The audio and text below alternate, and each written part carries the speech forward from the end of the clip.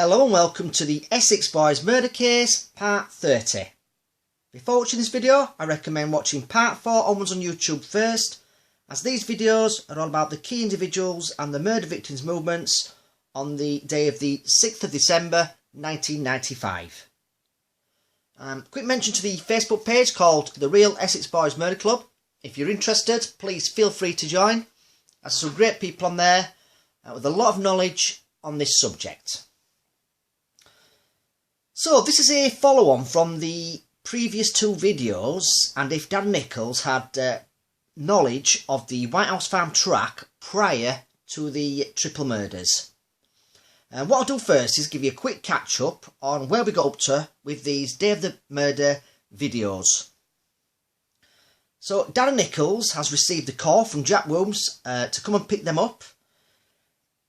He's then turned up in the Volkswagen Passat, and Jack Wilms has got into the back, covered in spatters of blood. Shortly afterwards, Mick Steele gets into the front passenger seat. The time we got up to was approximately at 7:05 PM. Now, what I'm going to do, I'm going to stay at this location in the next few videos, as this is where the triple murders took place. And I'm going to try and cram in as much as I can into the upcoming videos before I move on with Mick Steele, Jack Wilms and Darren Nicholls' next location. Now, in these videos, I'm also going on Darren Nicholls' version of events according to his second statement. So in the last video, I discussed if Darren Nicholls had knowledge of the White House Farm track prior to the murders. I spoke of Dave Trunley, who subcontracted work to Darren Nicholls, so in a way, Dave Trunley was his boss. Now, Dave Trunley was also a close friend of DC Bird, and their associates would go on clay pigeon shoots together. And Dave Trunley also had access to shotguns. Now, is it possible they ever used the clay pigeon shoot in Wickford, Essex, which if they did, then Darren Nicholls, who chauffeured them to these shooting ranges, he would have driven along the A130 past White House Farm and then the track to get to the shooting range. Now, did they ever go on pheasant or duck shoots at White House Farm back then? If so, did they ever put their names in the farmer's book that he said he had, which was used for these shooting parties on his land?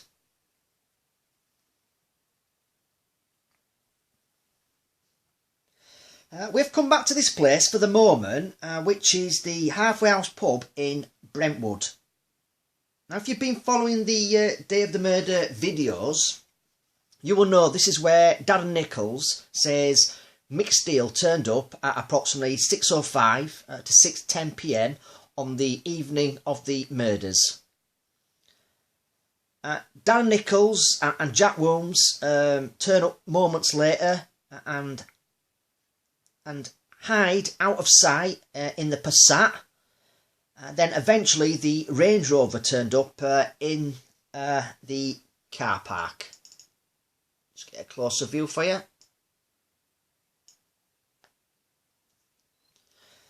Now, the reason why we've come back to this meeting point is because a phone call was made close to this pub using a pay kiosk to Pat Tate's mobile at 5:03 PM. Now, this phone call was not used as evidence in the phone logs. It's just not there. With it not being used as evidence, it's hard to work out which day this actual phone call was made. But what I do know is the phone call definitely was made from a pay kiosk close to this pub along the A127 to Pat Tate's mobile. Now, there's two conflicting accounts on which day this phone call was made.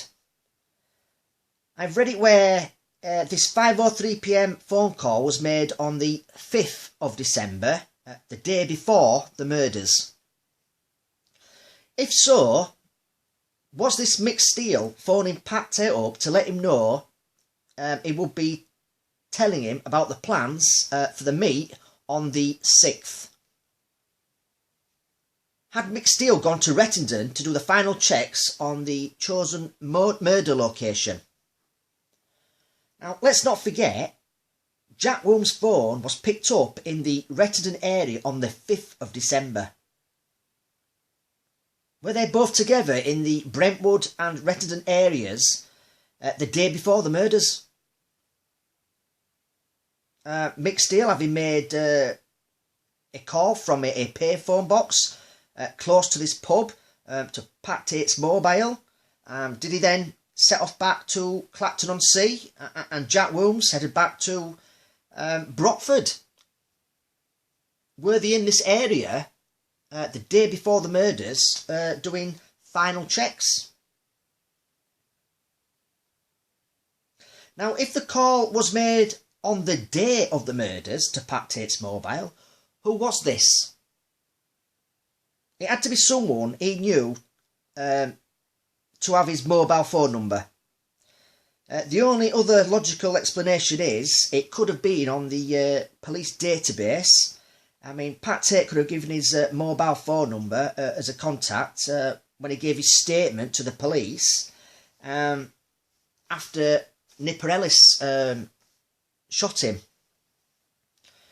It couldn't have been Mick Steele, Jack Wombs or Darren Nicholls on the 6th, as they were all at Mark's Tea at the time, which is about 35 miles away. So it could not have been any of them three. To me, whoever it was definitely played their part in the triple murders.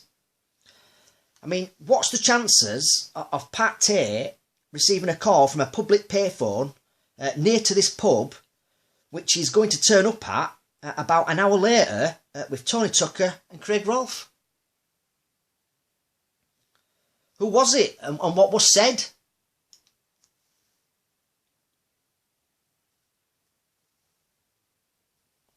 I mean, remember, this call is not used as evidence in the phone logs to make a case against Mick Steele and Jack Wombs. Is it because it didn't fit in with Darren Nicholls' version of events? Who made this call to Pat Tate's mobile from a payphone box close to the A127 here? I mean, I think it's nailed on. This had something to do with the meeting that would take place on the 6th of December. Now, was it the real killer or killers confirming the place or time of the meet?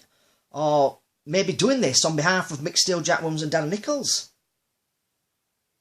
Was it someone Mick Steele introduced to Pat Tate from the Canning Town firm who had inside knowledge of the intended drugs drop? Whoever it was had to know what was about to happen that night. I mean, I did say in a previous video, I think it was the one I did when I got to this place here at the Halfway House pub at about 6:05 to 6:10 p.m, and that I thought someone had met Mick Steele, Jack Wombs and Darren Nicholls here prior to Tucker, Tate and Rolfe turning up.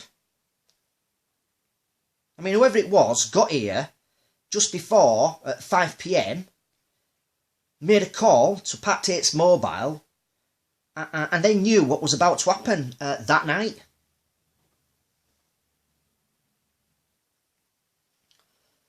So what we'll do is move on to the next part of the video. But like I said, I'm going to be staying at 7:05 p.m. at the track for some more videos, as this was when Tucker, Tate and Rolfe last used their mobiles, and it is the scene of the crime. But what I'm going to do is I'm going to come back to this phone call to Pat Tate's mobile at around 5:03 p.m. in this area. In fact, I might come back a couple of times to this phone log, as there is different suspects to fit in these videos, and in one of them there is a person who it could have been who made this call, and do you know what? It just might shock you, and it just might make more sense with these killings. Is it possible DC Bird or Dave Trunley or even Detective Sergeant Philip Stimson or any of their clay shooting fanatics had anything to do with the triple murders? I met Mick Steele and the others at the Halfway House pub car park prior to Tucker, Tate and Rolf turning up. When they got the nod, did they drive ahead and get into place down the track? I mean, Dave Trunley, he had access to shotguns, which was the weapon of choice to kill the Essex Boys. I mean, blue cartridge shells are more commonly used for clay pigeon shoots, and blue cartridge shells were found at the crime scene.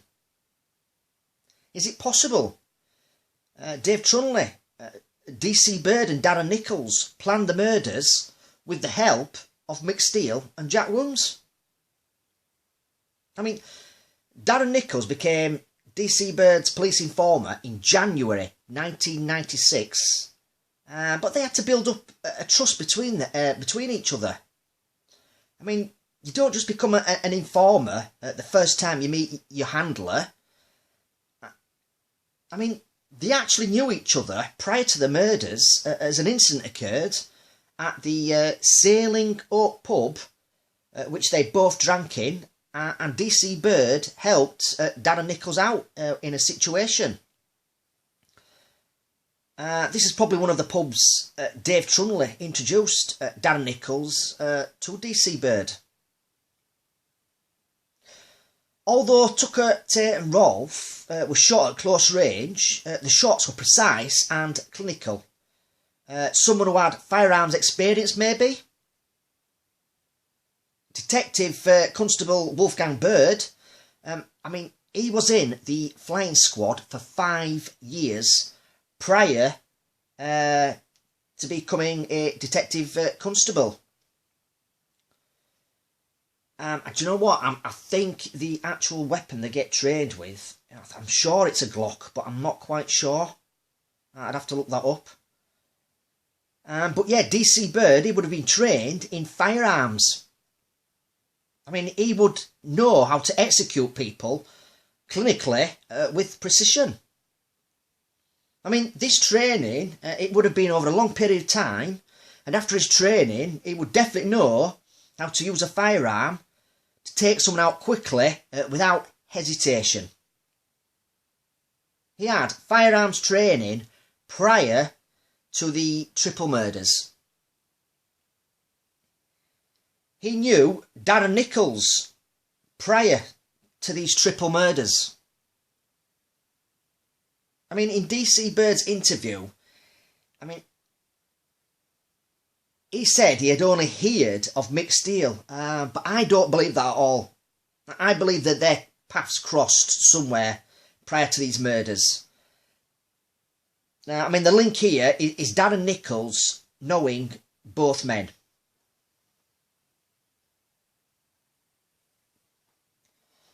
So, going back to Dave Trunley, he had access to shotguns due to his clay pigeon shoots, and he was close friends with DC Bird. We know blue shotgun shells were found at the crime scene.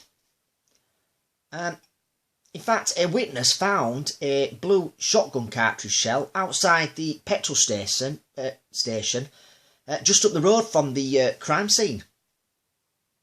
Did Dave Trunley, DC Bird or someone driving them stop at this petrol station before heading back to Colchester and just chuck the last blue cartridge here at the petrol station?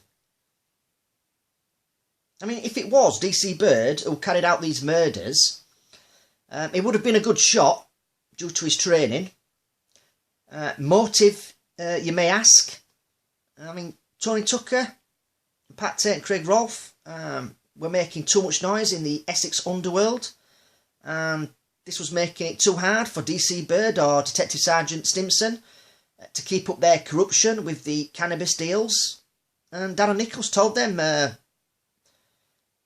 they were getting in the way. Did Mick Steele and Jack Wooms help lure Tucker, Tate and Rolfe to the trap that night with a story about a future cocaine drop in that field in the next few days? And Darren Nicholls did his part in getting Dave Trunley, DC Bird and Detective Sergeant Stimson or any other police officers to that track prior to Tucker, Tate and Rolfe arriving. I mean, it would be interesting to know what vehicle Dave Trunley drove back then. Having been through the court transcripts and read witness statements, there is a lot of vehicles that were spotted in the Rettendon area prior to the murders taking place.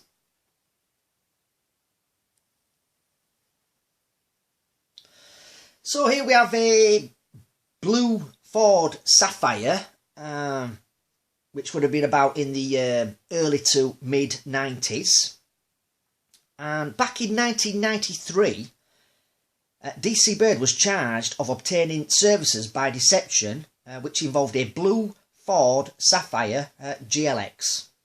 And he assisted a car purchase scheme loan of that car by deception, namely by falsely representing the blue Ford Sapphire to be purchased for £5,000 when the true cost was in fact £3,250. Now, there is a statement from a Doreen Burrows who saw a dark coloured saloon in the Rettendon area on the evening of the murders. And what I'll do is I'm just going to read a part of her statement. At about 5:25 p.m. on the 6th of December 1995, I was driving along the A130 towards the Rettendon Turnpike and had just passed White House Farm on the left-hand side. There was a dark coloured saloon car directly in front of me which was travelling rather slow. The vehicle then turned left into a side road without indicating. I was not aware there was a road there until the vehicle turned in, but I can say that there was a male driver, but I cannot say whether there was any other persons in the vehicle. It was not until 2 days later when I drove past and saw the blue police tape around the area that I realised that this is where the vehicle turned into on that evening. I can also remember that I was driving behind this vehicle. I checked my mirror and could see it was causing a tailback. I also noticed at this time there was a police vehicle, 2 or 3 vehicles, behind me. So that was a statement from a Doreen Burrows made on the 27th of December 1995. Is it possible this was DC Bird in the dark saloon? I mean, was the police vehicle in convoy? The dark coloured saloon is travelling past White House Farm towards the track, which would have meant it would have been travelling towards the Rettendon Turnpike. If it was DC Bird, had he received a phone call from someone at the payphone near to the Halfway House pub on the A127 shortly after the same person called Pat Tate's mobile? I mean, could it have been Colin Bridge at the public phone box near the Halfway House pub that day? It had to be someone Pat Tate knew. I'm sure Colin Bridge and Pat Tate and Darren Nicholls were in Hosley Bay Prison at the same time. So he would have known Pat Tate through Darren Nicholls, and Pat Tate knew Colin Bridge, was a friend of Darren Nicholls, and they were all into the drug scene. I mean, Colin Bridge could have been instructed by Darren Nicholls to ring Pat Tate using a public phone box on the A127 near to the Halfway House pub at 5:03 p.m, telling him what time to arrive at the pub car park.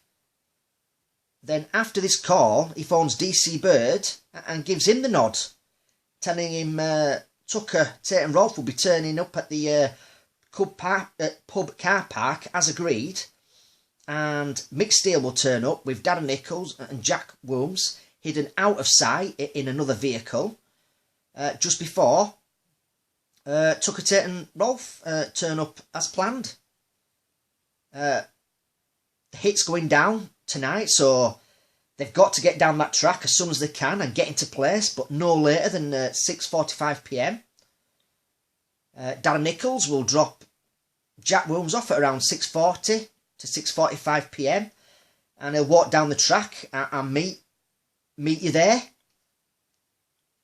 They will be there before the Range Rover turns up with Mick Steele in it, as he's making them drive somewhere else first, so it gives everyone time to get into a position.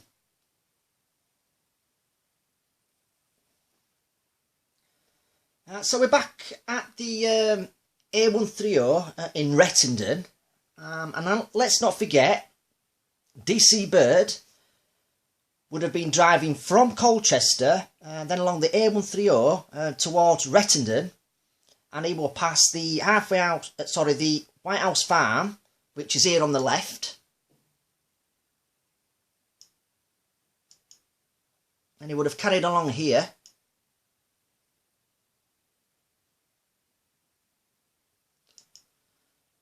I mean, if you've been following these Day of the Murder videos, you will know the track is just up here on the left, and this is the part where Doreen Burrows is talking about, where she said she saw a dark saloon in front of her, holding the traffic up on the evening of the murders.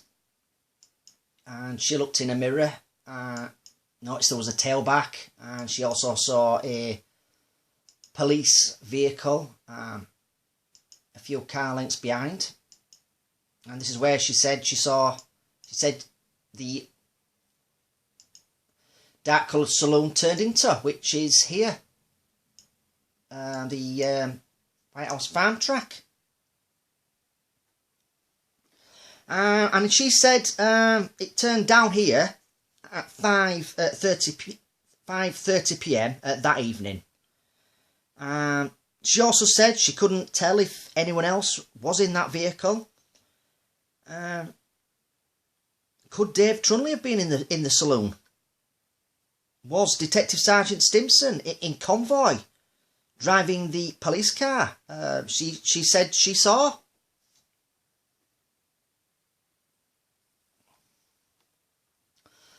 So 5:30 p.m. is enough time to get down this track and pull up here just after it bears to the left.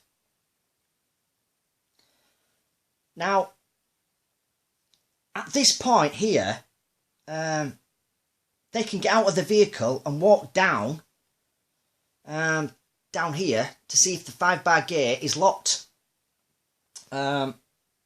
As Jack Wilms, he could have done the recce because he was in the area on the 5th, and he could have done the final checks to make sure what time the gate was locked. They make sure everything's okay on the right hand side, where they're going to come out of and ambush the Essex Boys. And then they walk back up here, get into the vehicle. And what they do is, they park up here at another track here, out of sight, so the Range Rover would not spot their vehicle, just parked here where the cursor is. I mean, this track here is perfect because they're hidden out of sight and it's going to be dark, and Mick Steele is going to be guiding the Essex Boys along the track here, and when they get to this actual part, after it bears to the left, he's going to be taking them right along here to where the 5-bar gate is. So, I mean, if a dark saloon was parked down here out of the way, they wouldn't have seen it.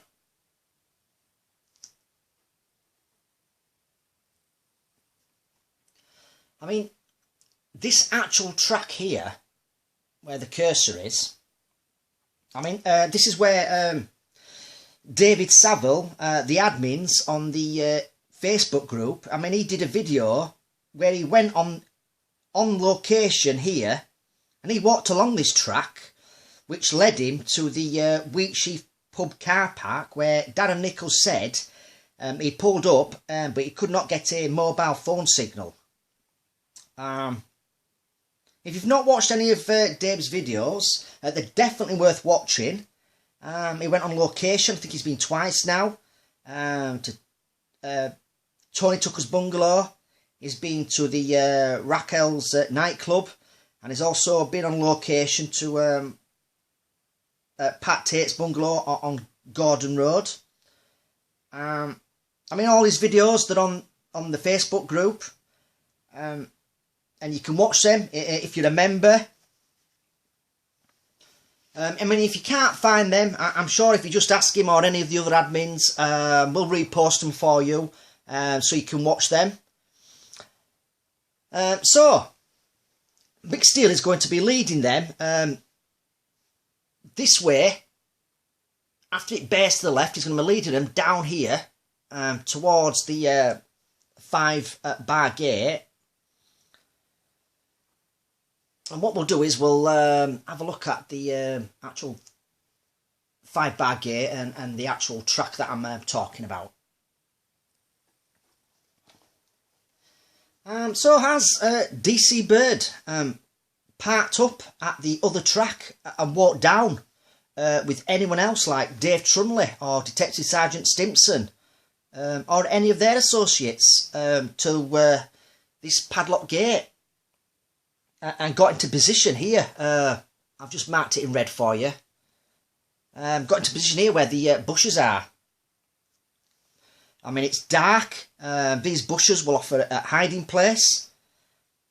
As soon as a Range Rover pulls up, Mick Steele leaves the back passenger door open.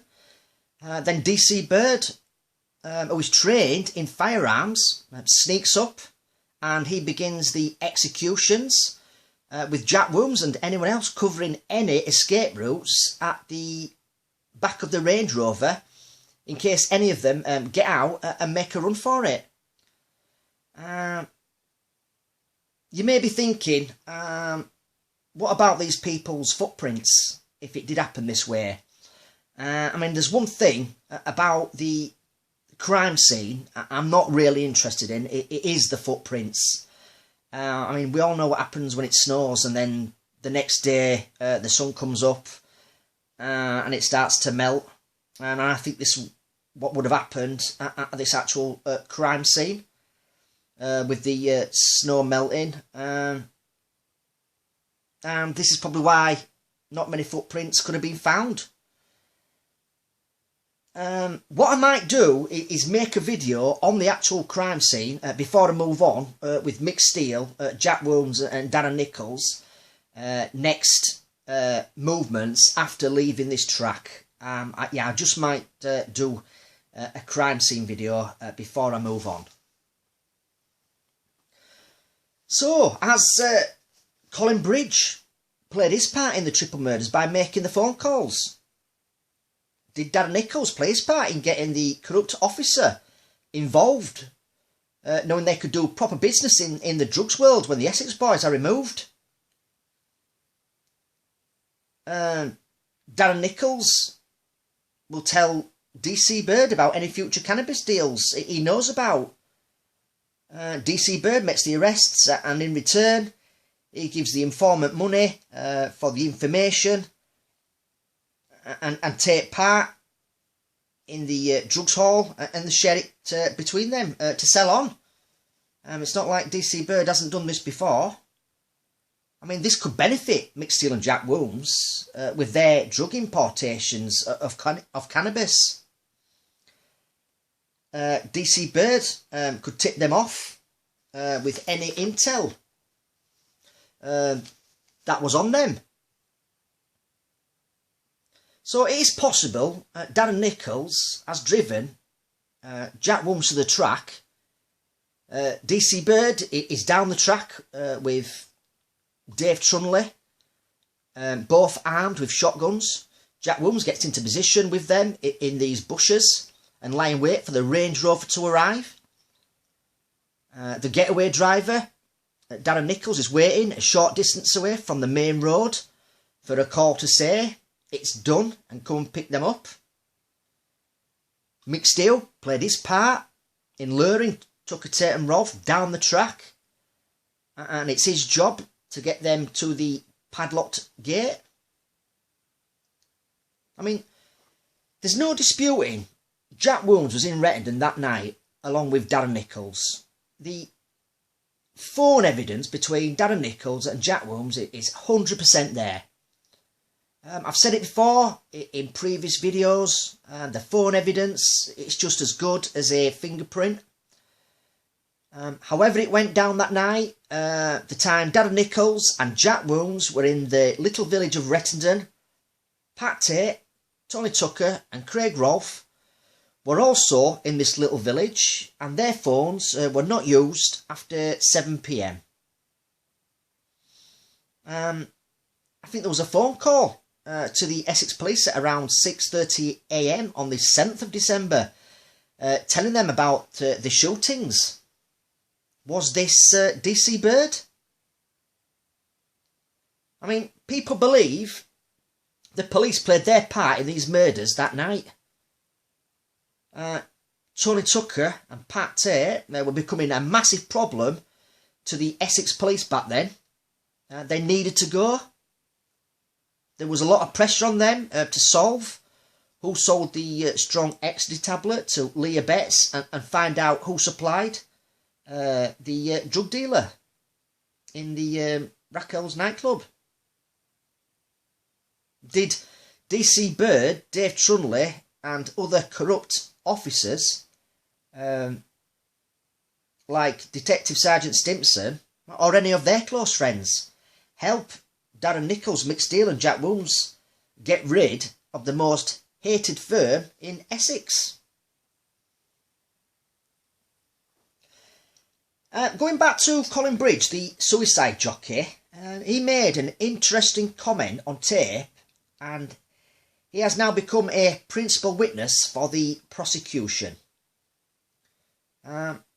He's talking in a police taped interview about Dave Trunley and his associates who would go on these shoots followed by heavy drinking sessions, and he stated, "Keep clear of these people when they've had a drink, as they're likely to blow your head off." I mean, this is quite a thing to say, especially in a police interview about people he knew and Darren Nicholls knew. They are capable of shooting your head off. I mean, that was a serious admission to say that Dave Trunley and his associates, and let's not forget DC Bird is a close friend of Dave Trunley, are obviously dangerous people according to Colin Bridge, and like he says, are very capable of blowing your head off. So that's a little bit more information for you to think about as I finish this video. I mean, is it possible Jack Wilms, Mick Steele and Darren Nicholls got help from Dave Trunley, DC Bird and their associates to get rid of the Essex Boys?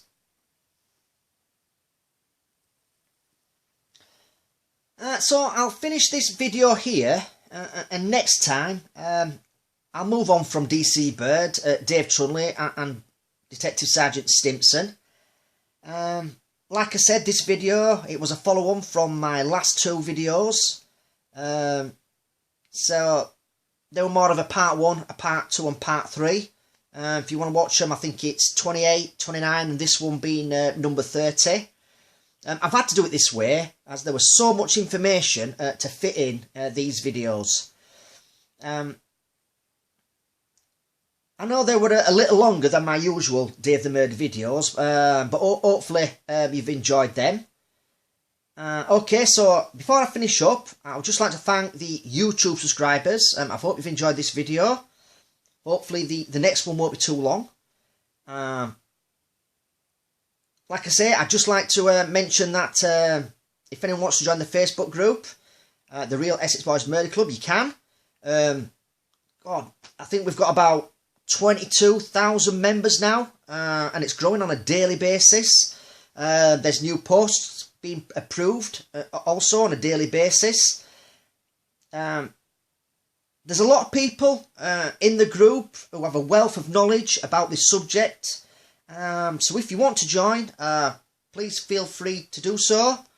I'd just like to thank the admins as well, who do a great job of keeping the group ticking over. Until next time, take care.